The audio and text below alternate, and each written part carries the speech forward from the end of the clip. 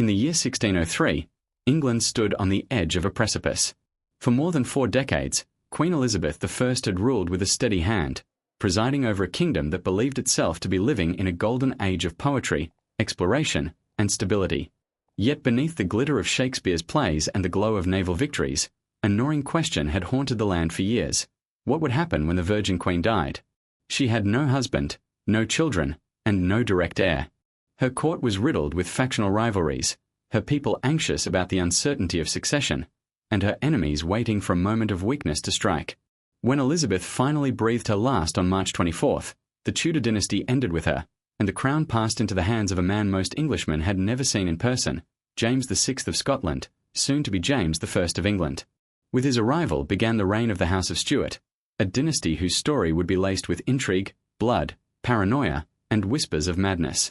The death of Elizabeth was not just the passing of a monarch, it was the death of an age. Her reign had been long, and for many, she seemed eternal. But now, the fragile balance that kept England steady was thrown into question. The kingdom was Protestant, fiercely so, but Catholic conspirators still lurked in shadows, hoping to undo the Reformation.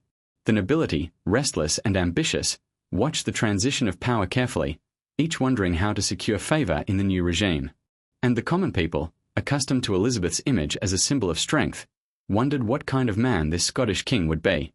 Would he bring peace, or would his rule open the gates to chaos?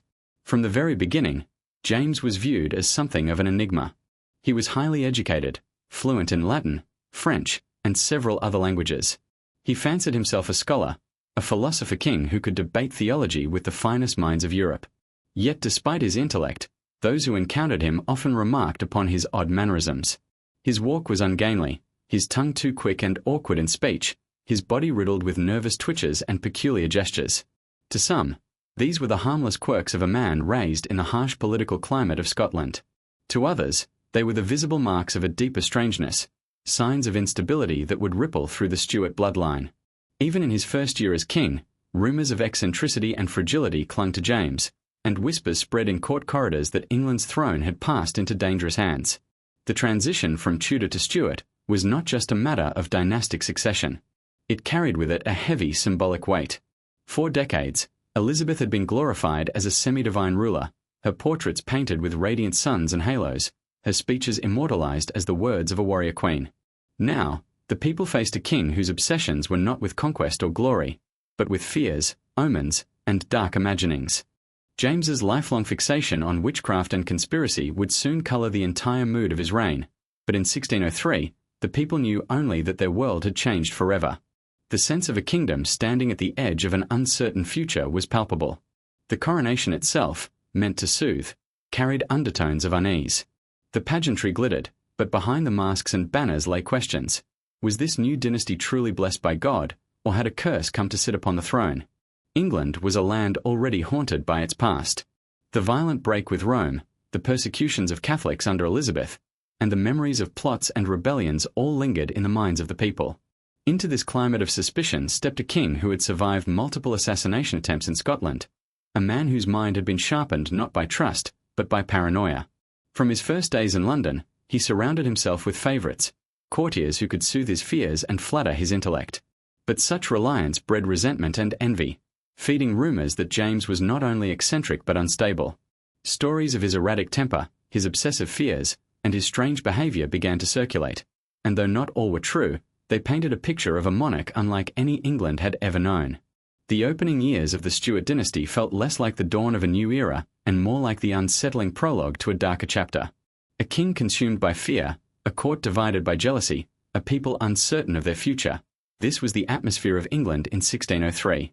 It is within this uneasy setting that the story of Stuart madness begins, a story where personal demons intertwine with national destiny, and where the line between eccentricity and insanity becomes fatally blurred. For England, the death of Elizabeth may have ended one age of glory, but the rise of James ushered in an age where paranoia, obsession, and whispers of madness would haunt the throne itself. When Queen Elizabeth I died in March 1603, she left behind a kingdom at once powerful and precarious. The Elizabethan age had been marked by triumphs, the defeat of the Spanish Armada in 1588, the flourishing of English drama and poetry, and the expansion of trade and exploration.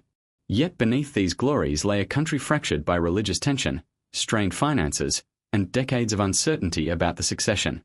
Elizabeth had steadfastly refused to marry, and without a direct heir, her death raised a terrifying question: who would rule England now? The entire realm braced itself for instability, fearing civil war, foreign invasion, or the return of Catholic dominance. Instead, the crown passed to James VI of Scotland, the great-great-grandson of Henry VII through Margaret Tudor. On paper, it was a neat solution, but the reality was far more complicated. James's claim to the throne was not universally accepted. Some Catholics hoped for the restoration of a Catholic monarch, while others whispered the names of rival claimants like a Bella Stuart. Abroad, Spain and France eyed England hungrily, wondering if Elizabeth's death might open a door for their influence. Within the kingdom, Puritans prayed for a stricter reformation, while traditional Anglicans hoped for continuity. The atmosphere was one of expectation tinged with dread. When news spread that James had been declared king without bloodshed, many heaved a sigh of relief. Yet relief was quickly tempered by suspicion. England's people knew little about this Scottish monarch who now claimed their allegiance. He was a stranger stepping onto their stage, bringing with him not only his own court but his own peculiar habits, fears, and obsessions. The coronation of James I was staged with lavish ceremony, as if to assure the realm that stability had been secured. The streets of London were draped in banners, and the new king processed in full regalia, a symbol of continuity after Elizabeth's death. Yet the pageantry could not mask the unease simmering beneath.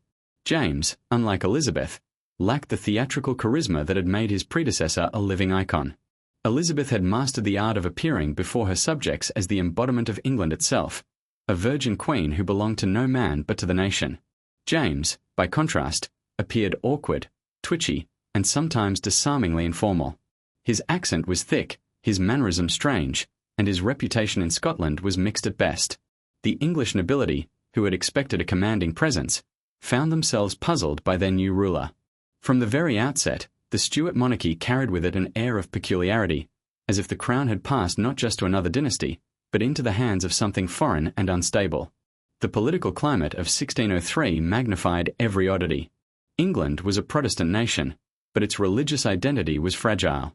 Catholics, long persecuted under Elizabeth, hoped James, whose mother, Mary Queen of Scots, had been Catholic, might be sympathetic. When these hopes were dashed, resentment festered, laying the groundwork for future conspiracies. Meanwhile, Puritan factions demanded a more radical cleansing of the church, submitting petitions and pressing the new king for reforms. James, who fancied himself a theological authority, believed fervently in the divine right of kings and resisted being dictated to by religious zealots. These clashes would echo throughout his reign, feeding the sense that he was a monarch increasingly at odds with his people. To the casual observer, it appeared as if England's fragile peace rested on the shoulders of a man ill-suited for compromise. Finances also weighed heavily on the new king. Elizabeth had left the crown deeply in debt, and James's arrival did little to improve matters. He was generous to a fault, showering his favourites with gifts, lands, and titles. Courtiers quickly learned that flattery could earn rich rewards, and the king's reputation for indulgence spread. In a nation already suspicious of corruption, such behaviour fueled resentment. The spectacle of courtiers jostling for influence, whispering in the king's ear, and receiving vast sums of money seemed less like governance and more like a decadent game. For those who disliked James, it was further evidence that something was off, his judgment clouded, his reason compromised, perhaps even his mind unsound. But perhaps the most troubling feature of the new political landscape was James's obsession with security.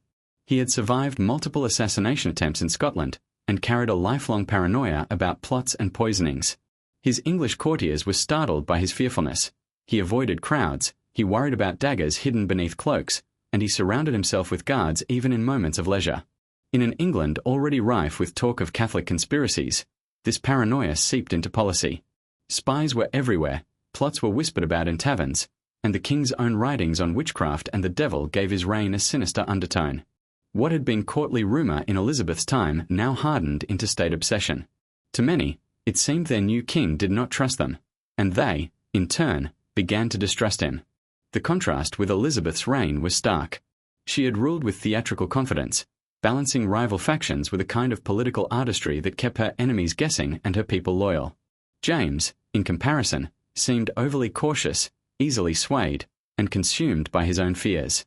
The English, who had lived for decades under a queen who projected majesty and certainty, now faced a king whose strangeness and insecurities were plain for all to see. The shift was not merely dynastic but psychological. The crown itself seemed diminished, as though a shadow of doubt had crept into the monarchy's very foundation. What should have been a triumphant union of Scotland and England instead felt, to many, like the unsettling first act of a darker drama.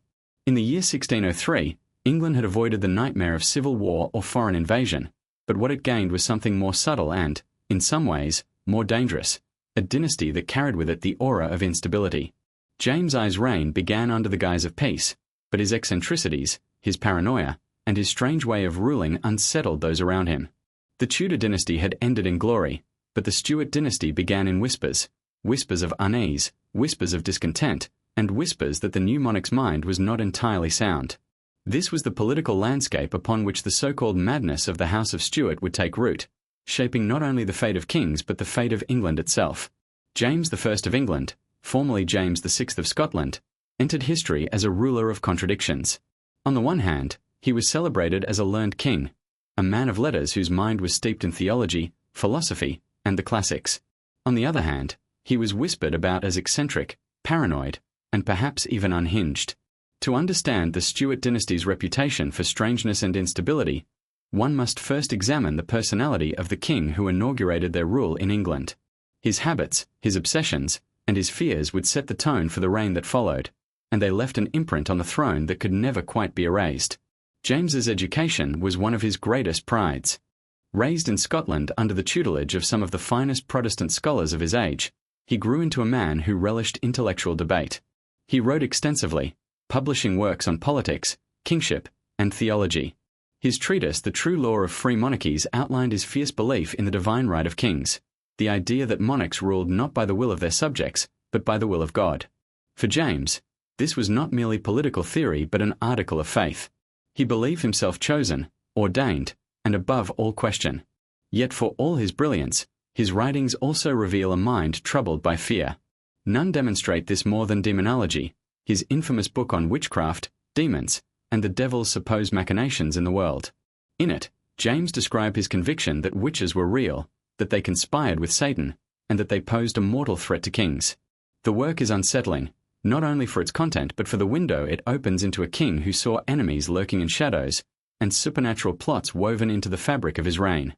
This obsession with witchcraft was not mere rhetoric. During his time in Scotland, James personally oversaw witch trials, interrogations, and executions. He believed witches had conspired against him, attempting to use storms and dark rituals to sink his ship and end his life. These fears followed him to England, colouring his approach to governance. He encouraged witch hunting, lent his royal authority to superstition, and allowed paranoia to creep into policy. To his subjects, this was both fascinating and frightening. A monarch who believed so strongly in unseen enemies was a monarch whose judgment might be clouded, whose decisions might be driven not by reason but by fear.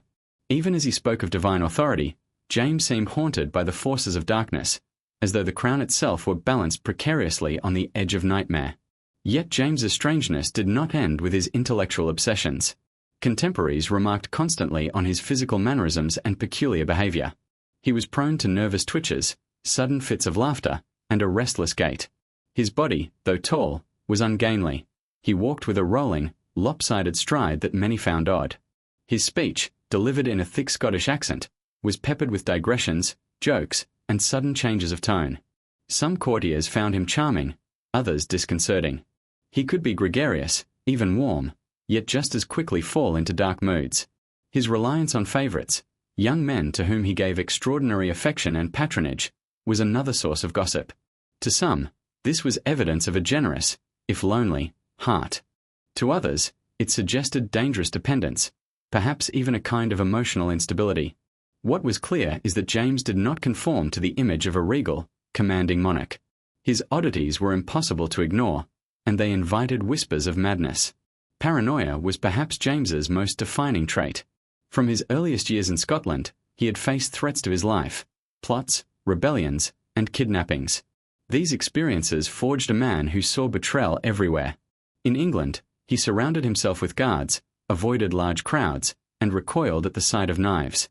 He ordered food to be carefully tested before he would eat. He feared poison, daggers, and invisible assassins. While some of this caution was justifiable, monarchs in this era were frequent targets. James's level of fear seemed excessive even to his contemporaries. His court became a place where suspicion reigned, and where loyalty was constantly questioned. Ministers and nobles alike were forced to tiptoe around a king who could interpret even minor slights as evidence of conspiracy. In such an atmosphere, the line between political prudence and personal paranoia grew thin, and it became increasingly difficult to tell where rational caution ended and irrational fear began.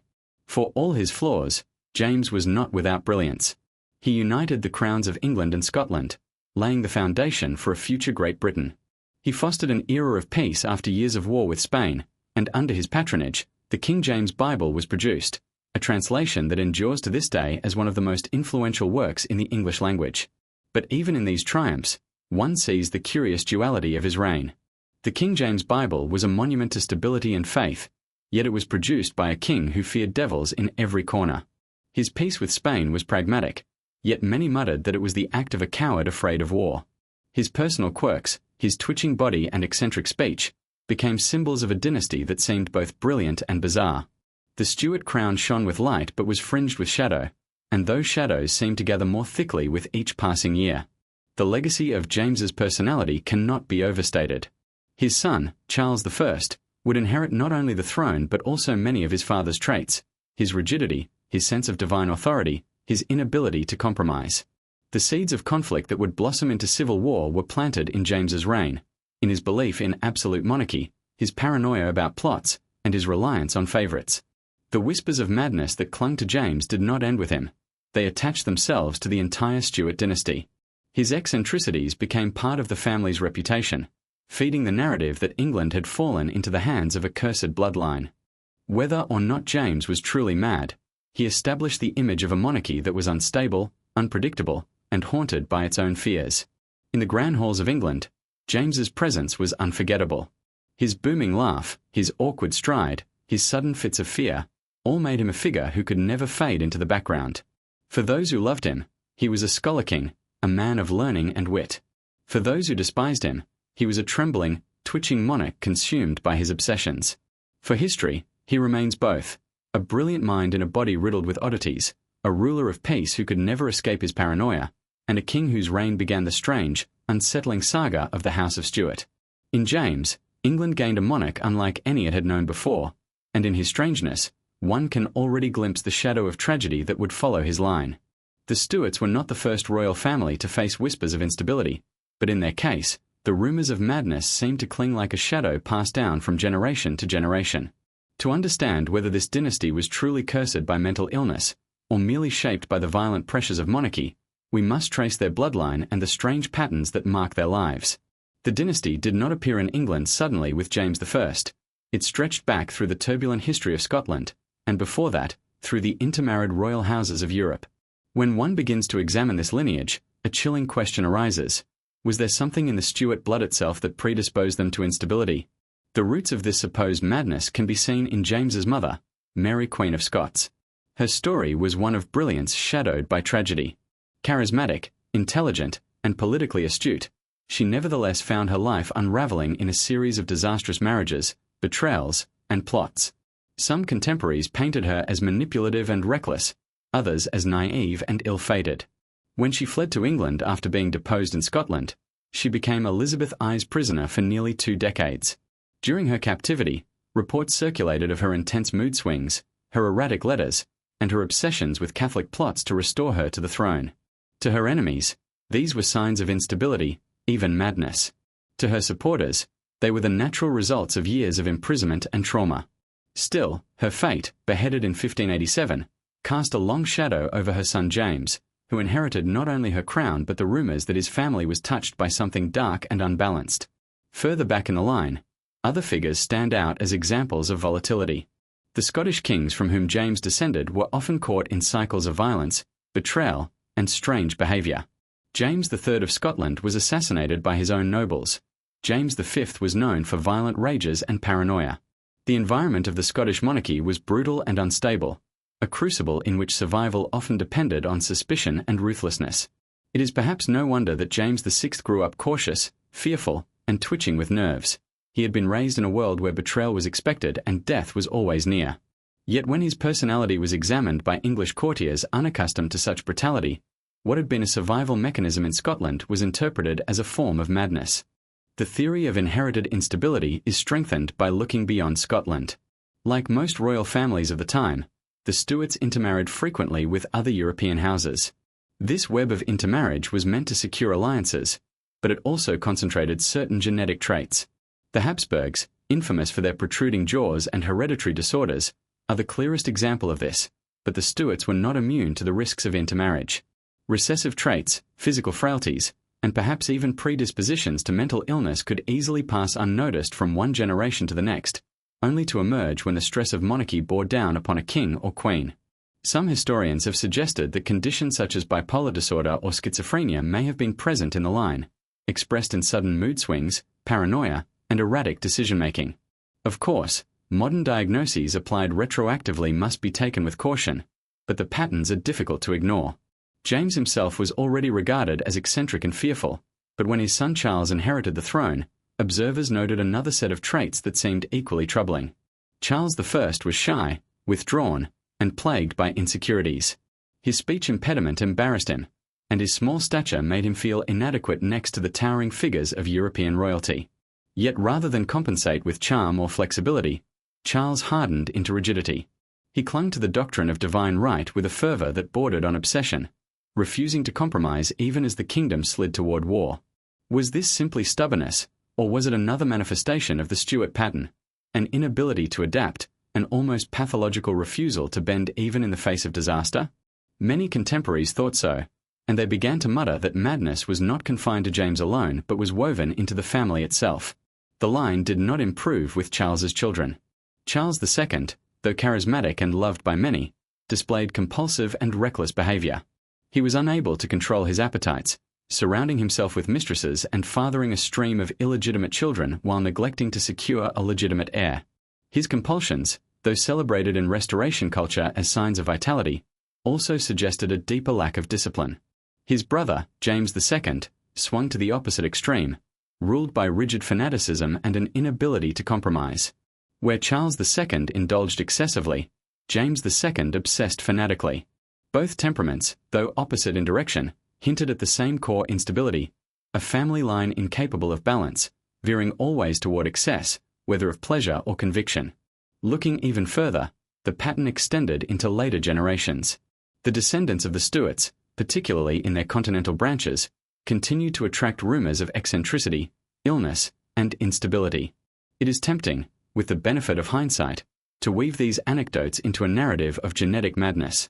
Yet one must also consider the immense psychological pressure placed upon royal families.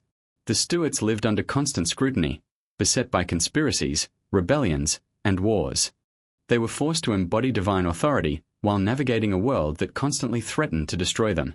In such circumstances, paranoia was not entirely irrational, and obsession was not entirely unexpected. The line between survival instinct and madness was thin, and the Stuarts walked it constantly. Still, the perception mattered as much as the reality. In politics, rumors of madness were weapons. Enemies of the Stuarts seized on their eccentricities to portray them as unfit to rule. Pamphleteers spread stories of James's twitching, Charles's stubbornness, Charles II's debauchery, and James II's fanaticism. Over time, these traits accumulated into a larger narrative, that the House of Stuart was cursed with instability. This narrative was so powerful that it survived even after the dynasty fell. The madness of the Stuarts became a theme in literature, history, and propaganda, coloring how generations remembered them. It became impossible to separate the individuals from the legend, the quirks from the curse. In the end, whether the Stuarts were genetically predisposed to madness, shaped by trauma, or merely victims of hostile propaganda, the effect was the same. They came to embody the idea of a dynasty haunted by instability. Their quirks and failings were magnified, their eccentricities turned into evidence of a bloodline gone wrong. The story of the Stuarts became not only a story of political failure but of personal weakness, a dynasty where madness and monarchy seemed inseparable. And as their reign continued, the weight of this perception grew heavier, feeding into crises that would eventually engulf the throne itself.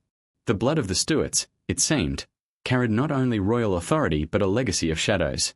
On the crisp night of November 4th, 1605, the streets of London lay cloaked in darkness, unaware of the catastrophe that nearly consumed them. Beneath the Palace of Westminster, barrels of gunpowder sat hidden, enough to blast the heart of the English government into rubble. The conspirators who placed them there believed they were instruments of divine justice, meant to strike down a Protestant king and his parliament in one shattering explosion. But fate intervened. A letter of warning, a midnight search, and the discovery of Guy Fawkes crouched among the barrels prevented the destruction. Thus was foiled the infamous gunpowder plot, a conspiracy that might have changed the course of English history forever.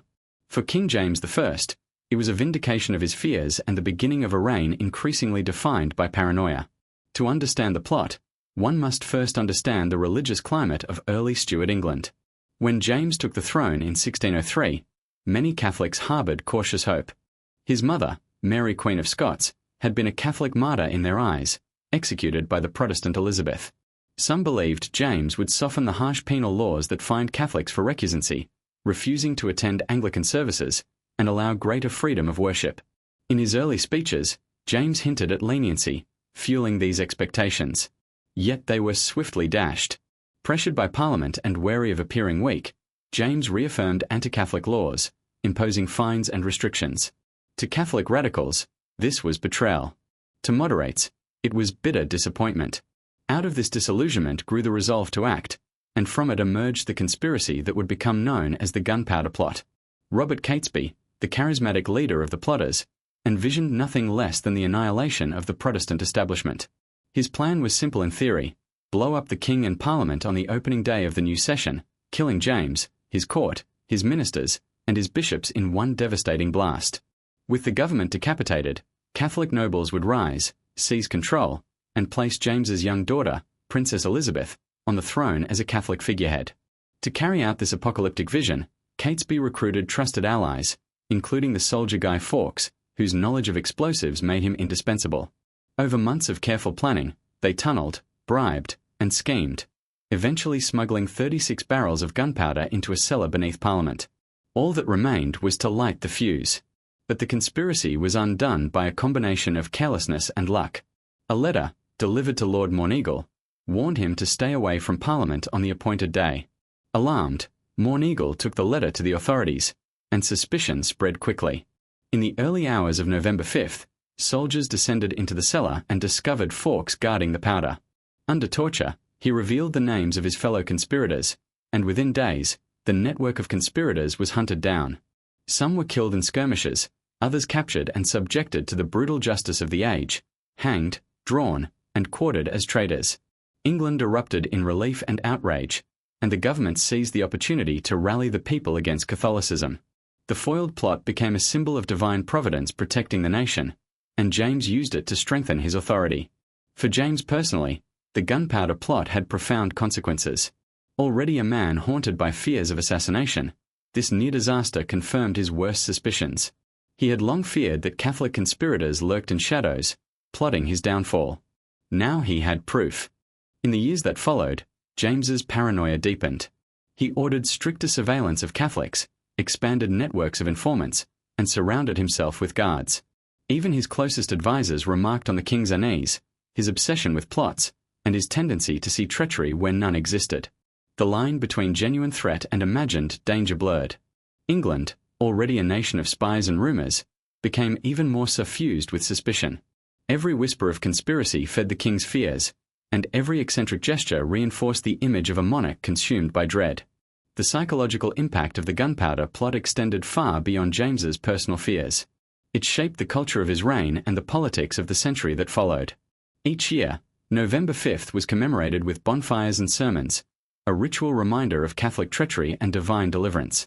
Children grew up burning effigies of Guy Fawkes, internalizing the lesson that their nation had narrowly escaped destruction at the hands of fanatics. The plot became not only a historical event but a myth, woven into the very identity of Protestant England. And at the centre of this myth stood James I, the king who had survived annihilation, but who, in surviving, became more suspicious, more fearful, and more eccentric. It is worth asking whether James's paranoia was truly irrational. After all, the plot was real, and had it succeeded, it would have destroyed the monarchy and government in an instant. His fears were not unfounded. Yet the degree to which those fears consumed him suggests something deeper. James began to see assassination everywhere. He recoiled at the sight of crowds, fearing daggers hidden beneath cloaks. He refused to sleep in chambers without multiple locks and guards. At banquets, he suspected poison in his meals. To live under such constant dread was to live in the shadow of madness, and James dragged the court and kingdom into that shadow with him. His reign became less about confident leadership and more about anxious survival. The gunpowder plot also heightened James's reliance on the doctrine of divine right. To him, the foiling of the plot was proof that God had chosen him, that his monarchy was sacred, and that his enemies were not merely political opponents but instruments of the devil. This conviction made him even less willing to compromise with Parliament or religious dissenters. If God had saved him from fire and destruction, then surely he was invincible in his authority. This fusion of paranoia and divine certainty created a dangerous cocktail. A king convinced of his own chosenness, yet consumed by fear of plots, was a king who could not govern with balance. Instead, he lurched between indulgence and suspicion, generosity and wrath, brilliance and eccentricity. The shadow of the gunpowder barrels lingered in his mind long after they had been carted away. The foiling of the gunpowder plot saved England from catastrophe, but it also trapped it in a cycle of fear. For James, it confirmed every whisper of paranoia. For his subjects, it created a culture of suspicion and hostility toward Catholics. And for history, it marked the moment when the Stuart dynasty's reputation for instability crystallized. The king's odd mannerisms, his twitching body, his obsession with unseen enemies, these were no longer just quirks of personality. They were the visible marks of a monarchy that seemed haunted, cursed, and teetering on the brink of madness. The explosion never came, but the reverberations of fear and paranoia echoed for generations. Charles I entered the world under a shadow. Born in 1600 at Dunfermline Palace in Scotland, he was the second son of James VI of Scotland, later James I of England, and Anne of Denmark. His elder brother, Henry Frederick, Prince of Wales, was everything Charles was not: tall, handsome, athletic, and admired by courtiers as the very embodiment of a future king. By comparison, Charles was frail, sickly, and shy. He suffered from weak ankles and a speech impediment that caused him to stammer, which in an age of public oratory was considered a grievous flaw. He struggled to walk without assistance for years and was coddled and overprotected as a child. From the very beginning, he was the overlooked Stuart prince, seen as unlikely to rule, overshadowed by a brother who carried the hopes of the dynasty. Yet fate had other plans. Henry's sudden death in 1612 from typhoid fever thrust Charles into the role of heir apparent, a role for which he seemed painfully unprepared. The transition from sickly boy to Prince of Wales did not erase Charles's insecurities. If anything, they deepened. His stammer and his tendency to blush when nervous made him appear timid in public settings, and he avoided speaking whenever possible. He was short, standing at only about 5 feet 4 inches, and carried himself with a stiffness that highlighted his self-consciousness. His tutors worked diligently to instill discipline, religion, and the arts in him, and he did develop into a serious, devout young man. He loved music, painting, and architecture, and would later become a great patron of the arts, collecting works that still shape Britain's cultural legacy today. But his inner character remained rigid, introverted, and deeply insecure. Unlike his flamboyant father, Charles shrank from public life, preferring the comfort of his inner circle to the unpredictable scrutiny of the court. What some saw as shyness, others interpreted as coldness. This inability, or unwillingness, to connect with others on a personal level would become one of his defining traits as king. Charles's sense of inadequacy found solace in one idea above all: the divine right of kings.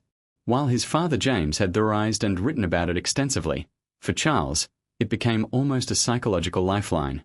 The doctrine of divine right told him that he was chosen by God, ordained above all men, and accountable to no earthly authority. For a man plagued by doubt and insecurity, this belief provided certainty. It gave him a shield against criticism and an excuse to resist compromise. Where his father had used the theory as a tool of political argument, Charles embraced it with near-religious fervor. It became the core of his identity, the rock upon which he built his monarchy. Unfortunately, it also hardened him into inflexibility, leaving him unable to navigate the turbulent politics of 17th century England. When Charles ascended the throne in 1625 after James's death, England entered a period of growing unease. His marriage to Henrietta Maria of France, a Catholic princess, caused immediate controversy. The kingdom, still traumatized by memories of Mary I's bloody persecutions and the Gunpowder Plot, regarded Catholic influence with deep suspicion. Henrietta Maria's presence at court fueled fears that Charles would reintroduce Catholicism, and her open practice of her faith, along with her influence on her husband, only deepened public distrust. To Charles, however, the marriage was a personal comfort.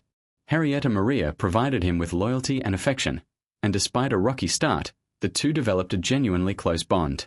But this intimacy came at a political cost, as the public came to view their queen as a symbol of foreign influence and dangerous religion.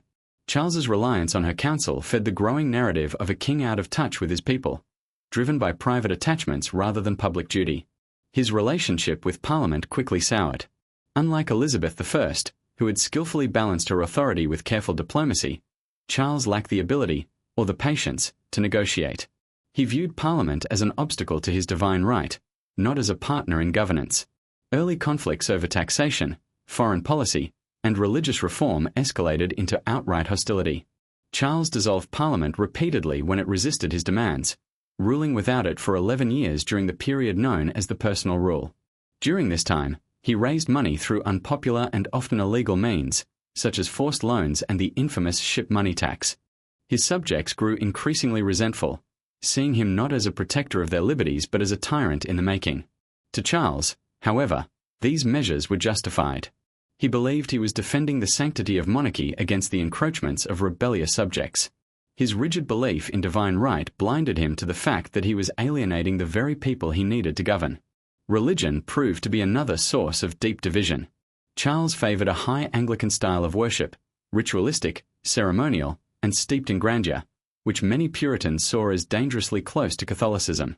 His appointment of Archbishop William Laud, who enforced uniformity and cracked down on dissent, only intensified these fears. To Puritans, Charles appeared not merely misguided but spiritually corrupt, a monarch steering the nation back toward Rome. These religious tensions fed into political conflicts, creating a combustible mix of outrage, mistrust, and rebellion. To his opponents, Charles's stubbornness was evidence not of conviction but of obsession, perhaps even a kind of madness, an inability to see reality, a refusal to recognize the limits of power. His rigidity was not just political, it was personal, woven into his character from childhood. The descent into civil war was, in many ways, a tragic inevitability. Charles's flaws as a man, his insecurity, his inflexibility, his inability to compromise, translated into disastrous decisions as king. When Parliament pushed back against his policies, he responded with outrage rather than negotiation. When his subjects demanded reform, he tightened his grip instead of loosening it.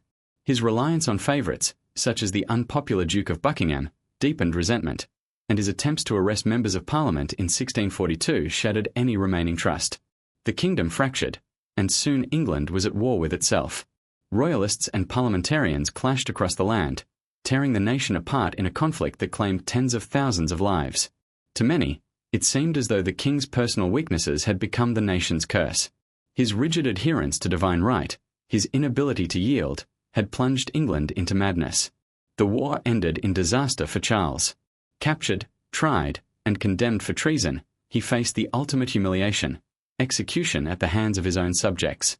On January 30th, 1649, he stepped onto the scaffold in Whitehall, calm and composed, and declared himself a martyr of the people. With a single stroke of the axe, the monarchy was abolished, and the Stuart king was dead. Yet even in his final moments, Charles clung to his sense of divine authority, refusing to admit fault or compromise. To his supporters, his death was a tragedy, the murder of God's anointed. To his enemies, it was justice, the end of tyranny.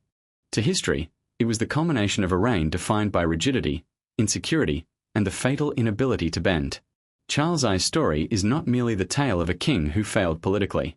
It is the tale of a man whose personal struggles, his stammer, his shyness, his insecurities, shaped the destiny of a nation. His reliance on divine right was not just doctrine but defense, a way to shield himself from the world's judgment. His inability to compromise was not just political stubbornness but psychological fragility. In his downfall, one sees not only the collapse of a monarchy but the echo of a dynasty already marked by whispers of madness.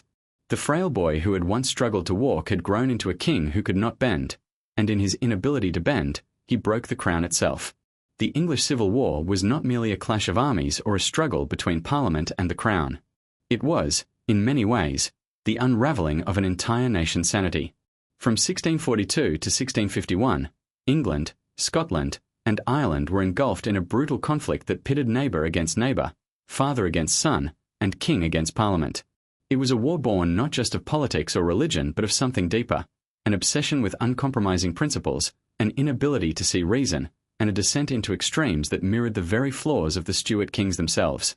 To many observers, the madness that had long haunted the Stuart dynasty seemed to spread outward, infecting the entire kingdom until the land itself appeared gripped by a kind of collective derangement. At the heart of the conflict lay Charles I's unyielding belief in divine right. His insistence that his authority was absolute, accountable only to God, collided head-on with Parliament's demand for limits to royal power. Neither side was willing to compromise. Charles saw concession as weakness, a betrayal of his sacred office. Parliament, dominated by Puritans and Reformers, viewed submission as the destruction of liberty itself. The clash of these two worldviews made negotiation impossible. Each attempt at reconciliation dissolved into suspicion, anger, and renewed hostility. The kingdom fractured along ideological lines, and soon battlefields stretched across the countryside. Yet beyond the political arguments and religious disputes, there was something disturbingly personal in the violence, as though the stubbornness and paranoia that plagued the king had seeped into the very fabric of society. The early battles revealed the deep divisions of the nation. Families split apart, with some sons marching under the royalist banner of the king, while others joined Parliament's forces. In villages and towns, neighbours turned against one another, their loyalty determined not by friendship but by creed. The royalists, known as Cavaliers, rallied behind the image of the king, defending the monarchy, the church, and the traditional order. They carried themselves with aristocratic pride, their long hair and flamboyant dress contrasting with the stern austerity of their opponents. The parliamentarians, derided as Roundheads, were marked by their Puritan zeal, their plain clothing, and their grim determination to cleanse the kingdom of tyranny and corruption. This cultural divide was more than superficial. It represented two visions of England locked in mortal combat. Each side believed itself chosen, righteous, and justified. Each saw the other not merely as an enemy, but as a kind of evil that had to be destroyed. The madness of the war was evident not only in the division of the people but in the sheer scale of the bloodshed. Battles such as Edgehill, Marston Moor, and Naseby left fields strewn with corpses, the soil drenched in the blood of Englishmen killed by their countrymen. Civil wars are always brutal, but this conflict carried with it a particular savagery, fueled by religious fanaticism. Sermons declared the war a holy struggle. Soldiers marched into battle convinced they fought not only for king or parliament but for God himself. When religion merges with politics in such a way, reason gives way to extremism, and extremism feeds on itself like a fever. Accounts from the time describe atrocities committed on both sides, villages burned, prisoners massacred, civilians caught in the crossfire. It was as though the kingdom had lost its moral compass, descending into chaos without restraint. The rise of Oliver Cromwell symbolized this shift into extremes. A man of stern Puritan conviction, Cromwell embodied the parliamentarian cause in its most uncompromising form. His new model army was disciplined, zealous, and ruthlessly effective, a mirror image of Charles's rigid belief in divine right. Where the king refused to bend in defense of monarchy, Cromwell refused to bend in defense of Parliament's vision of godly rule. Their collision was inevitable, and when Cromwell's forces triumphed, it seemed as though the very spirit of the nation had transformed. Yet Cromwell's victory did not restore stability. It only replaced one form of rigidity with another. England slid further into extremes, its politics driven less by reason and more by obsession. The war had not resolved the kingdom's divisions, it had deepened them. For ordinary people, the war was a nightmare. Crops were destroyed, homes pillaged, and entire communities reduced to destitution. Taxes and levies drained resources, while soldiers, whether royalist or parliamentarian, brought suffering in their wake. Disease followed the armies, spreading through camps and villages, adding another layer of misery. In diaries and letters, one reads the despair of a people caught between forces they could not control, struggling to make sense of the madness around them. Some clung to faith, believing the conflict a divine test. Others despaired, convinced that England had been cursed. In every village bell tolled for the dead, and in every parish, fear lingered. The war was not just a conflict of kings and politicians, it was a tearing apart of the social fabric itself. The execution of Charles I in 1649 was the climax of this descent into national madness. For the first time in English history, A reigning monarch was tried and condemned by his own subjects. The trial itself was a political theatre, with Charles refusing to acknowledge the court's legitimacy. To him, he was still God's chosen king, unanswerable to men. To Parliament, he was a tyrant who had betrayed his people. When the axe fell, it was more than the death of a man, it was the death of a worldview. Yet the act shocked Europe, where monarchs saw it as sacrilege. Even in England, many were horrified. Some wept for their fallen king, others celebrated the triumph of liberty. But beneath the cries of triumph and sorrow was a deeper unease. What kind of nation executes its king? Had England liberated itself from tyranny, or had it crossed into a new kind of madness? The years that followed did little to resolve the question. Under Cromwell's protectorate, England became a republic in name but a dictatorship in practice. The Puritan regime enforced strict moral codes, closed theatres, banned frivolous entertainments, and imposed a joyless order upon the people. Those who had fought against the king for liberty now found themselves bound by new chains. The kingdom seemed trapped in a cycle of extremes, from monarchy to regicide, from liberty to dictatorship. The war had not restored balance, it had obliterated it. In the absence of moderation, England swung from one pole of obsession to another, as though the entire nation had lost the capacity for reasoned governance. Looking back, it is tempting to see the Civil War as the inevitable consequence of Charles I's rigidity, but that explanation alone is too simple. The deeper truth is that the war revealed something unstable in the very structure of English society. The Stuart monarchs may have embodied paranoia and obsession, but their subjects mirrored those traits. The madness of kings had become the madness of a nation. In their stubbornness, their fanaticism, and their willingness to destroy one another in the name of principle, the people of England showed that instability was not confined to the throne. It had seeped into the very soul of the kingdom. By the war's end in 1651, England was exhausted. Hundreds of thousands were dead, the monarchy abolished, and the land scarred by years of chaos. Yet the legacy of the conflict was not peace but a lingering unease, a sense that the kingdom had flirted with something darker than politics. Madness had taken hold, not in the sense of clinical illness, but in the loss of balance, the surrender to extremes, the inability to compromise or see reason. In this sense, the English Civil War was not just a political conflict, it was a psychological breakdown, a collective descent into obsession that echoed the flaws of the Stuart dynasty itself. When the executioner's axe fell on Charles I in 1649, many believed the monarchy had died with him. For over a decade, England was ruled without a king, first under Parliament and then under Oliver Cromwell's stern protectorate. The experiment, however, brought little joy. Cromwell's rigid Puritan rule outlawed theatre, music, festivals, and even Christmas celebrations, smothering the kingdom in a pall of moral austerity.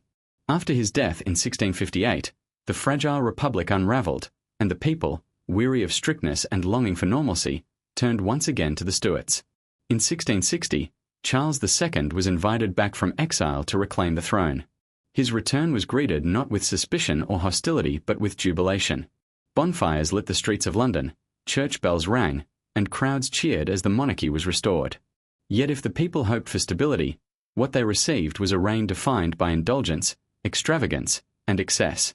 Charles II, the merry monarch, was as different from his father as night from day, but beneath the laughter and pleasure of his court, shadows still loomed. Charles II had spent years in exile, wandering across Europe after his father's death, dependent on the hospitality of foreign courts and the charity of supporters. These years shape him into a man of charm and adaptability, skilled in the arts of survival. Where his father had been stiff, rigid, and withdrawn, Charles was witty, sociable, and magnetic. He could disarm foes with humour, flatter allies with ease, and move through the intrigues of court with a confidence born of hardship. To his people, starved of festivity after the dour Cromwellian years, he was a revelation. He reopened the theatres, encouraged music and dancing, and restored a sense of life to a kingdom that had felt suffocated. His charisma made him popular, but his insatiable appetite for pleasure made him notorious. In the Restoration Court, laughter and excess drowned out restraint, and the monarchy became not a symbol of discipline but of hedonism. The King's Court was a spectacle of extravagance. Charles surrounded himself with mistresses, courtiers, and artists, turning Whitehall into a place of glittering indulgence. He fathered at least a dozen illegitimate children by various women, openly acknowledging them and showering them with titles and wealth. His mistresses, Barbara Vierce, Nell Gwynn, Louise de Keroualle, became celebrities in their own right, their beauty and influence shaping the politics of the day. To the public, this endless parade of affairs was both scandalous and strangely captivating. Gossip about the king's private life filled pamphlets and taverns, making him as much an object of fascination as reverence. Where Charles I had seemed distant and godlike, Charles II seemed all too human, lustful, indulgent, and reckless. For some, this humanity was refreshing. For others, it was evidence of corruption, proof that the Stuart curse of instability had merely changed its form. Excess was not limited to Charles's personal life. His reign was marked by disaster after disaster, events that seemed almost biblical in their scale. In 1665, the Great Plague swept through London, killing tens of thousands and leaving the city in terror. The following year, the Great Fire of London consumed much of the capital, reducing homes, churches, and businesses to ash. In both crises, Charles's presence was erratic. At times he displayed courage, personally riding through the streets to direct fire brigades, but at other times he seemed distracted, more concerned with his pleasures than with governance. His court, drenched in decadence, contrasted grotesquely with the suffering of his people. To some, these disasters appeared as divine punishment for the sins of the monarchy. The merry monarch was celebrated in song and laughter, but in the shadows of plague pits and smouldering ruins, the laughter rang hollow. Politically, Charles was slippery, a survivor who maneuvered through danger with wit rather than principle. He played Parliament against itself, shifting alliances when it suited him. He made secret treaties with Catholic France, even promising at one point to convert to Catholicism in exchange for financial support from Louis XIV. To his Protestant subjects, already suspicious of his Catholic queen and his French connections, this was treachery. Yet Charles managed to keep his throne, balancing on a knife's edge between public popularity and private duplicity. His reign was a study in contrasts, public charm masking private deals, indulgence coexisting with pragmatism. But this duplicity only deepened the sense that the Stuart dynasty was unstable, guided not by steady principle but by appetite and fear. The failure to secure a legitimate heir became another hallmark of Charles's instability. Despite his numerous children, none were born to his wife, Catherine of Braganza. The line of succession passed instead to his brother James, a staunch Catholic whose rigidity would soon plunge the kingdom into crisis.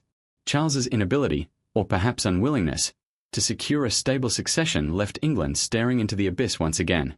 The laughter of the Restoration Court could not conceal the looming shadow of instability. Just as his father's rigidity had led to civil war, Charles's indulgence seemed to set the stage for future disaster. In this sense, his reign was not a break from the Stuart pattern but another expression of it, instability cloaked in charm, excess disguising fragility. For ordinary people, Charles II's reign was a strange mix of relief and unease. After years of Puritan repression, the return of music, theatre, and festivity felt like a rebirth. Yet the disasters, the corruption, and the endless scandals left many wondering whether the monarchy had truly been restored or merely transformed into something decadent and unsustainable. The king's charisma held the people's affection, but affection is not the same as trust. Beneath the laughter of taverns and the glitter of court masks, suspicion lingered. Was the king's indulgence merely human weakness, or was it evidence of a deeper flaw in the Stuart bloodline, a curse that drove them always to extremes, whether of rigidity or of excess? By the time Charles II died in 1685, the laughter of his court had faded into unease. On his deathbed, he converted to Catholicism, fulfilling the secret promises of his reign, and leaving behind a kingdom once again on edge. His brother James II inherited the throne, bringing with him fanaticism and rigidity that would soon unravel the Restoration's fragile balance. Charles had been celebrated as the merry monarch, but his reign was haunted by fire, plague, scandal, and duplicity. He had survived, but survival is not the same as stability. In him, the Stuart curse revealed itself once more, this time not in paranoia or rigidity, but in excess and indulgence that left the monarchy weakened and the nation wary. When Charles II died in 1685, the throne passed to his brother James, the Duke of York. Unlike Charles, who had masked his duplicity with charm and laughter, James was blunt, rigid, and uncompromising. Where Charles indulged in pleasure and excess, James was consumed by a single obsession: religion. His open Catholicism, in a nation still scarred by memories of persecution and conspiracy, made his reign one of tension and fear from the very beginning.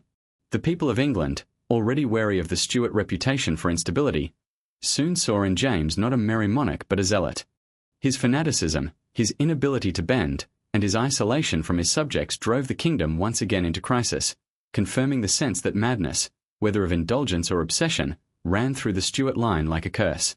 James's Catholicism had never been a secret, but under Charles it had been tolerated, even overshadowed by the elder brother's charisma.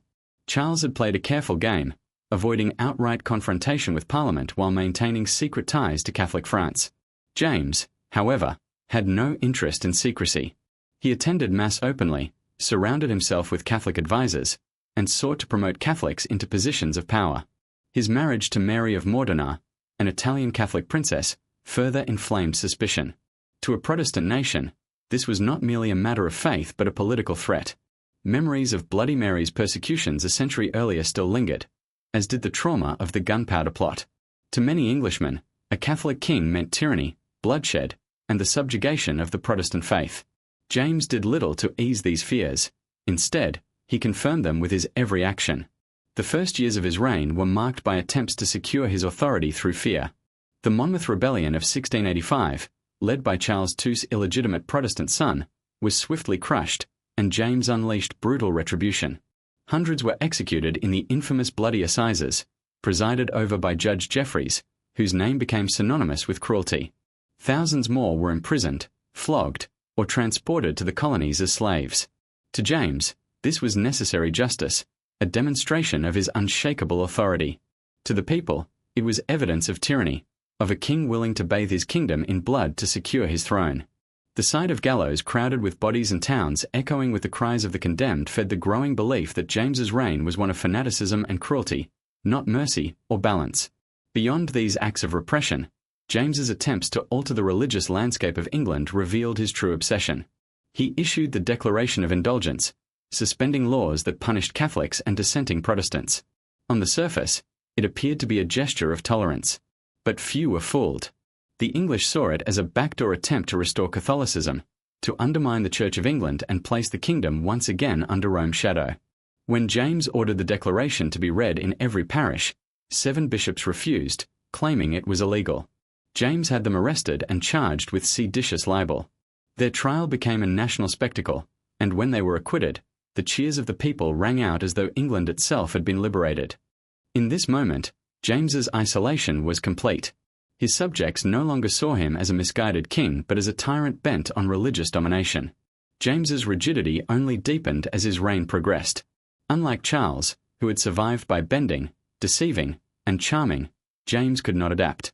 He saw every challenge as defiance, every criticism as treason.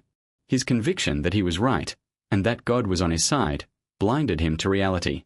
In his mind, compromise was betrayal, and moderation was weakness. This absolutism, coupled with his Catholicism, alienated not only the common people but also the political elite. Even those who had once supported him began to drift away, fearing that his reign would plunge the nation into ruin. His refusal to see the growing tide of opposition, his inability to temper his fanaticism, revealed a kind of political madness, a stubborn blindness that would soon cost him his crown.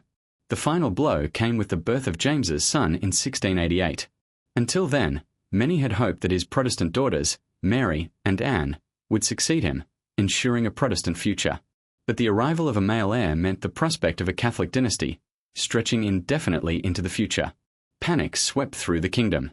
Rumours spread that the baby was not even James's true child but a warming-pan baby smuggled into the Queen's chambers to secure the Catholic succession. Whether true or not, the story reflected the desperation of the people, their unwillingness to accept a Catholic line. The fear was no longer about James alone but about generations of Catholic kings to come. The prospect was intolerable. In desperation, a group of English nobles reached out to William of Orange, the Dutch Protestant husband of James's daughter Mary. They invited him to invade and rescue England from tyranny. When William landed with his army, the nation did not rise to defend its king.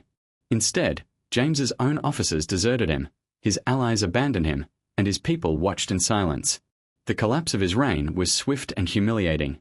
James fled, first attempting to escape and then captured, only to be allowed to slip away to France. His flight was interpreted by many as abdication, and William and Mary were crowned joint monarchs in what became known as the Glorious Revolution. England had deposed a king without civil war, but the stain of James's fanaticism lingered. His fall was seen not only as a political failure but as the culmination of the Stuart curse, the inevitable result of a dynasty incapable of moderation. Exiled in France, James never relinquished his belief that he was the rightful king. He spent the rest of his life plotting to reclaim his throne, supported by Louis XIV, but his efforts came to nothing. His rigidity never softened. His fanaticism never waned. Even in defeat, he remained convinced that he had been chosen by God, that his enemies were traitors, and that his downfall was a temporary injustice. To history, however, his reign is remembered as a cautionary tale of obsession. Where Charles I's rigidity had led to civil war, and Charles II's indulgence had led to scandal and instability, James II's fanaticism brought about his own downfall. He was the final Stuart to rule both England and Scotland with unchallenged authority, and his fall ensured that no monarch would ever again wield such unchecked power. In the story of the Stuarts, James II represents the dynasty's descent into fanaticism. His reign was not one of madness in the sense of delusion or incoherence, but of obsession so consuming that it blinded him to reality. His inability to bend, his refusal to compromise, and his devotion to a cause that alienated his people made his downfall inevitable. In him, the Stuart curse reached its breaking point. The kingdom, weary of extremes, turned instead toward a new constitutional balance, where monarchy would be limited and moderated by Parliament. James's failure marked not only the end of his own reign but the death of the old idea of absolute monarchy in England. The Stuart line had once again shown its instability, and this time, it lost the crown itself. When history labels a dynasty as mad, the temptation is to imagine raving lunatics in gilded palaces, kings frothing with incoherence, or queens wandering in delusion. Yet the so-called madness of the Stuarts is a far more complicated subject. Were they truly insane, victims of hereditary mental illness passed down through their bloodline, or were they simply products of a brutal age, an age where paranoia was survival, rigidity was necessity, and eccentricity was magnified into legend? To answer these questions, one must peel back the layers of myth and examine the Stuarts not only through the eyes of their contemporaries but also through the lens of modern psychology and science. What emerges is a picture that is at once more human and more haunting. A dynasty perhaps not cursed with madness in the clinical sense, but trapped in a cycle of trauma, obsession, and instability that mirrored the pressures of their crowns. The first factor to consider is genetics. Royal families of early modern Europe were notorious for their intermarriage, binding dynasties together with blood but also concentrating genetic traits. The Habsburgs, with their infamous Habsburg jaw, are the most obvious case, but the Stuarts were not immune. Their lineage connected them to the Tudors, the Guise family of France, and various continental houses, creating a pool in which recessive traits could easily flourish. Some historians have speculated that bipolar disorder, depression, or even forms of schizophrenia might have been present in the Stuart line. The twitching, paranoia, and obsessive behaviors of James I, the rigidity and inflexibility of Charles I, the compulsions of Charles II, and the fanaticism of James II, all these, viewed through a modern lens, could be interpreted as manifestations of hereditary mental health conditions. Of course, such diagnoses are speculative, applied retroactively without the benefit of clinical observation. Yet the patterns across generations are striking enough to raise unsettling questions. Another factor is trauma. Every Stuart monarch lived through experiences that would scar any human psyche. James I was kidnapped as a child, used as a pawn by rival factions, and grew up under constant threat of assassination. Small wonder that paranoia defined his character. Charles I spent his early years frail and overshadowed by a brilliant older brother, only to be thrust unexpectedly into the role of heir. His insecurities, compounded by the weight of kingship, hardened into rigidity. Charles II, forced into exile as a young man and living in constant danger after his father's execution, responded by embracing pleasure to excess, as though trying to drown trauma in indulgence. James II, raised in the chaos of civil war and scarred by defeat, clung to the rigidity of faith as his anchor. Each Stuart bore scars of childhood shaped by violence, instability, and loss. Modern psychology tells us that trauma can manifest in paranoia, compulsive behavior, and obsessive rigidity. Seen in this light, the Stuarts' so-called madness may have been less a genetic curse and more the natural outcome of a dynasty raised in fear. Medical science of the time also complicates the picture. The 17th century was an era when physical ailments often went untreated or misunderstood. Lead poisoning, common due to pewter drinking vessels and cosmetics, can cause tremors, mood swings, and cognitive difficulties. Mercury, often used as a treatment for syphilis, brings its own neurological effects. Alcohol flowed freely in court life, and chronic alcoholism, likely present among some Stuarts, could easily contribute to erratic behavior. Malnutrition during childhood, common even among royalty due to periodic famines and poor medical care, may have stunted physical and cognitive development.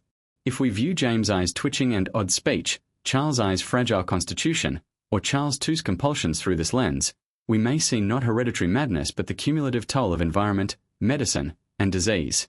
Yet perhaps the most powerful explanation is political.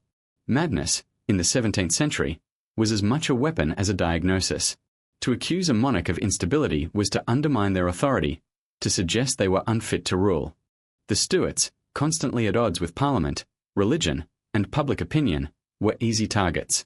Pamphleteers painted James I's paranoia as lunacy, Charles I's rigidity as obsession, Charles II's pleasures as degeneracy, and James II's faith as fanaticism. These depictions were not neutral. They were propaganda, designed to discredit and delegitimize. In an age when monarchs claimed divine right, portraying them as mad was one of the most effective ways to argue that they were unworthy of God's mandate. The narrative of a cursed dynasty was useful, and so it was repeated, exaggerated, and etched into collective memory. Still, even if propaganda amplified their flaws, the Stuarts' peculiarities were real. James I's obsession with witchcraft and his trembling fear of assassination are well documented. Charles I's refusal to compromise drove a nation into war. Charles II's compulsive indulgence destabilized his court. James II's unbending religious zeal lost him his throne. Modern psychiatry might frame these not as madness, but as maladaptive coping mechanisms, behaviors shaped by trauma and reinforced by power.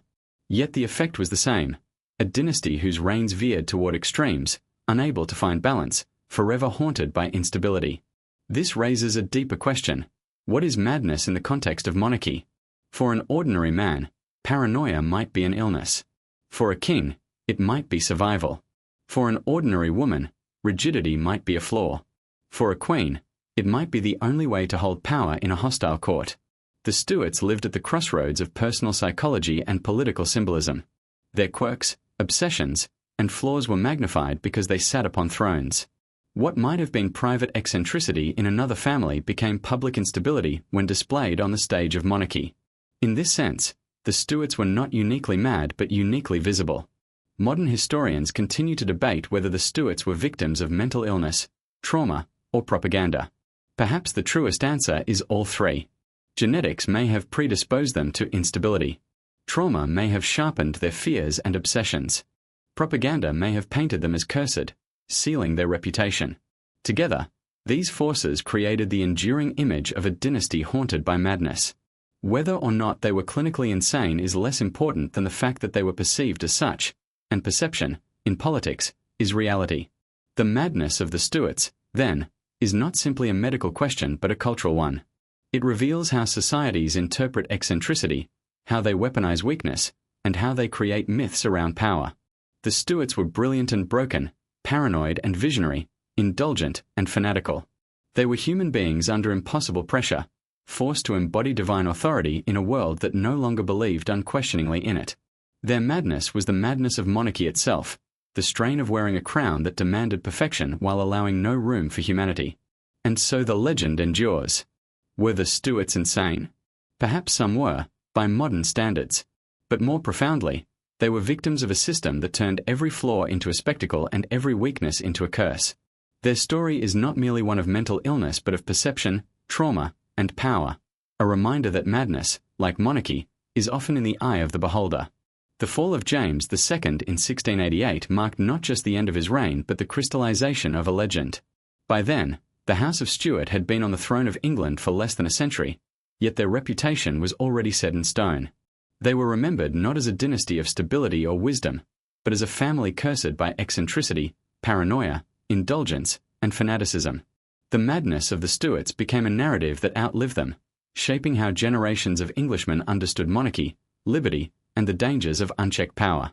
Their legacy was not confined to politics but seeped into literature, propaganda, and national identity, leaving a cultural imprint that can still be felt centuries later.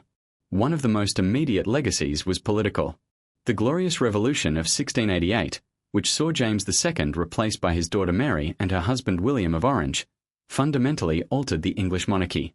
The crown was no longer absolute but conditional, its powers limited by Parliament and the Bill of Rights. This shift was framed not only as a necessary reform but as a safeguard against the instability embodied by the Stuarts. The excesses of Charles II, the rigidity of Charles I, the paranoia of James I, and the fanaticism of James II were all invoked as cautionary tales. Never again, the political elite argued, should one family's flaws be allowed to endanger the realm. The modern constitutional monarchy that still exists today was born in large part as a reaction against the perceived madness of the Stuart kings. The cultural legacy was just as powerful. Writers and propagandists of the 17th and 18th centuries seized upon the idea of the Mad Dynasty and used it to shape public memory. Whig historians, eager to justify the revolution and the rise of parliamentary government, painted the Stuarts as tyrants driven by obsession and instability. Pamphlets depicted James I as trembling with paranoia, Charles I as a rigid fool who brought war upon his people, Charles II as a libertine drowning in lust and debauchery, and James II as a zealot blinded by fanaticism. These images were exaggerated but effective. They cemented the Stuarts as cautionary figures, their failures held up as justification for a new political order. In this way, the narrative of their madness was not merely descriptive but prescriptive. It explained the past while legitimizing the present. Literature, too, absorbed the theme of Stuart instability. Shakespeare's Macbeth, written early in James I's reign, reflected the king's obsession with witchcraft and the dangers of ambition, painting a world where paranoia and supernatural forces destroy kings. Later writers used the Stuart kings as symbols of tyranny or folly. John Milton's Paradise Lost carried echoes of the struggle between monarchy and liberty, its Satan often interpreted as a metaphor for the overreaching king. Playwrights and poets throughout the Restoration and beyond satirized Charles II's court as a place of corruption and excess. Even in art and drama, the Stuarts were immortalized as embodiments of instability, their personal flaws woven into allegories of national destiny. Religious memory also played a role. To Catholics, the Stuarts could be seen as martyrs. James II in exile was celebrated by some as a king unjustly deposed for his faith, and Jacobite supporters in Scotland and Ireland turned his descendants into symbols of resistance. To Protestants, however, the Stuarts were villains, tyrants who sought to reintroduce popery and undermine the true faith. These competing narratives ensured that the dynasty remained divisive, their reputation contested but always bound to extremes. Rarely were the Stuarts remembered as ordinary monarchs. They were either demonized as mad tyrants or sanctified as tragic martyrs. In either case, the aura of instability clung to them. Even centuries later, the Stuart legacy continued to haunt British culture. The Jacobite uprisings of the 18th century, which sought to restore James II's descendants to the throne, were fueled as much by myth as by politics. Supporters sang ballads of lost kings and cursed dynasties, framing the Stuarts as tragic figures undone by fate. Enemies dismissed them as deluded remnants of a family unfit to rule. In both cases, the narrative of instability persisted. The Hanoverian dynasty that replaced them benefited from a contrast, presenting themselves as steady, rational, and moderate in opposition to the flamboyant, fanatical Stuarts. In this way, the memory of Stuart madness continued to shape perceptions of monarchy long after the last of them had died. The legacy also extended into national identity. For many Englishmen, the Stuarts came to symbolize what happens when personal weakness infects public power. Their story was told as a morality tale about the dangers of indulgence, rigidity, paranoia, and fanaticism. This narrative reinforced the idea that England was exceptional, that it had learned from the mistakes of the past and forged a balanced constitution out of the chaos of Stuart rule. The madness of the Stuarts thus became part of a broader national myth. England as a nation that had conquered not only tyranny but instability itself, building a modern political system upon the ruins of a cursed dynasty. And yet, beneath the propaganda and the moral lessons, there remained something deeply human in the legacy of the Stuarts. They were not monsters or lunatics but men shaped by extraordinary pressures. Their paranoia, rigidity, and excesses can be read not only as flaws but as responses to the trauma of power in an age of upheaval. The legacy of their madness, then, is not simply a warning about monarchy but a reflection on the fragility of human beings in positions of immense responsibility.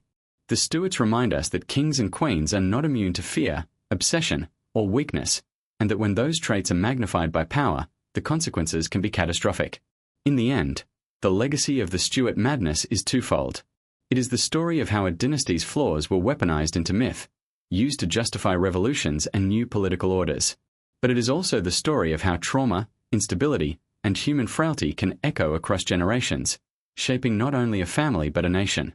The Stuarts may not have been mad in the clinical sense, but they were haunted by their bloodline, by their traumas, and by the relentless gaze of history. And in that haunting, they left behind a legacy darker and more enduring than any crown. The story of the House of Stuart closes not with triumph, but with a lingering sense of unease.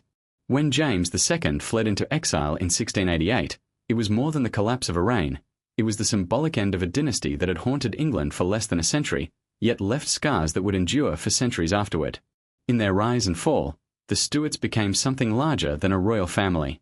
They became a legend, a cautionary tale, a dynasty remembered not for stability or wisdom but for paranoia, rigidity, indulgence, and fanaticism. To many, it seemed as if the Stuarts were cursed, doomed to oscillate between extremes until their crown slipped away. The conclusion of their story invites us to ask, was this madness, fate, or simply the unbearable weight of monarchy? The idea of a curse has always clung to the Stuarts. From James I's trembling paranoia to Charles I's fatal rigidity, from Charles II's reckless excess to James II's fanatical obsession, the pattern is striking.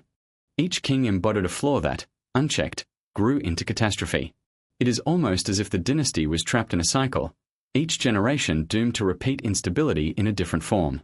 For contemporaries, this pattern was evidence of divine judgment.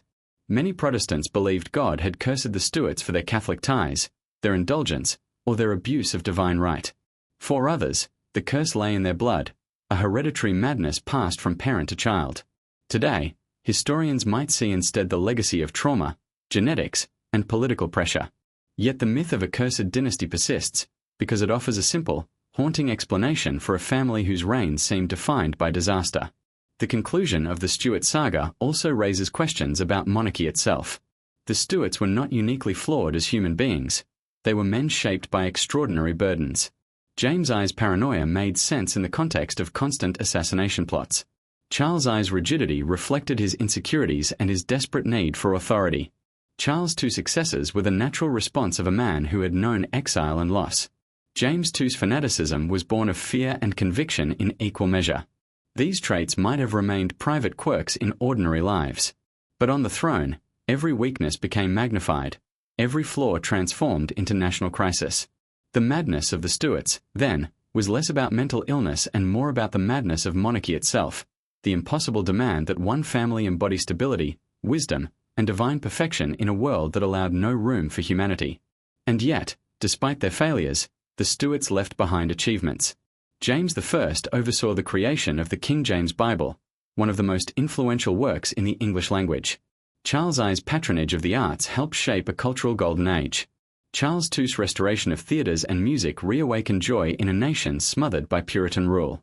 Even James II, in his rigidity, helped set in motion the Glorious Revolution, which laid the foundations of modern constitutional monarchy. In their instability, the Stuarts inadvertently shaped the very system that would replace them. Their failures forced England to confront the dangers of absolute power and to create structures that limited monarchy forever. In this sense, the legacy of their madness was paradoxically constructive. Out of their chaos came order, out of their instability came stability. The cultural memory of the Stuarts has never been neutral. To Protestants, they were tyrants undone by their own flaws. To Catholics and Jacobite loyalists, they were tragic figures betrayed by fate and abandoned by their subjects.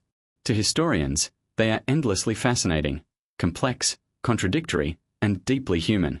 In literature and drama, they became archetypes of instability. In political philosophy, they became examples of why liberty must be safeguarded against tyranny. And in the public imagination, they became the cursed dynasty, remembered not for their achievements but for their failings.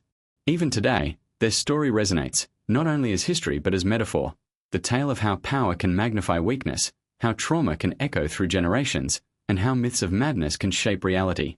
As the 17th century gave way to the 18th, the Stuarts faded into exile, their claims carried on by Jacobite rebels who invoked their name as a rallying cry.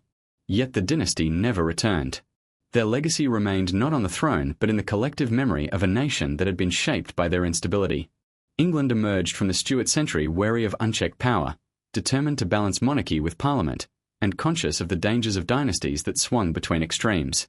In this way, the Stuarts shaped not only their own era but the centuries that followed. Their madness became England's lesson, their failures England's foundation. And so we arrive at the haunting conclusion. The Stuarts were not mad in the way their enemies claimed, nor cursed in the way their subjects believed.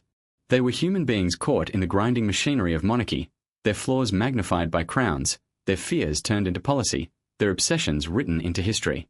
They were brilliant and broken, devout and indulgent, paranoid and fanatical. They were kings who tried to rule as gods but could not escape their humanity. And in that humanity lay their downfall. When we look back at 1603 and the accession of James I, we see the fragile hope of a new dynasty. When we look forward to 1688 and the fall of James II, we see the inevitable collapse of that hope. Between those years lies a century of instability, bloodshed, indulgence, and obsession. A century in which the Stuarts became symbols of the very madness they were accused of. Their reign reminds us that monarchy is not just about crowns and ceremonies, but about human beings, flawed and fragile, trying to bear the unbearable. Perhaps the true curse of the Stuarts was not madness at all, but the impossible weight of the crown itself. And perhaps that is why their story, dark and tragic, continues to fascinate us still.